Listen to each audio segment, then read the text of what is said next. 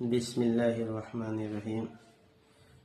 जुमे का दिन बड़ा मुबारक दिन होता है।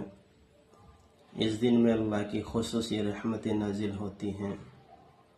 इसलिए जुमे के दिन खूब अल्लाह का ज़िक्र करें, मस्जिदों में चले जाएं, सलातुल तस्बीह की पाबंदी करें, दरूद शरीफ पढ़ें और जुमे की अज़ान हो जाने के बाद किसी भी कारोबार में मशगूल ना हों।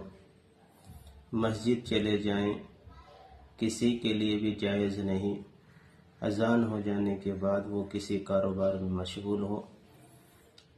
अल्लाह की इबादत के लिए मस्जिदों की तरफ चले जाएं और जुमे की नमाज अदा करें, अल्लाह का ज़िक्र करें, अल्लाह से दुआएं मांगें।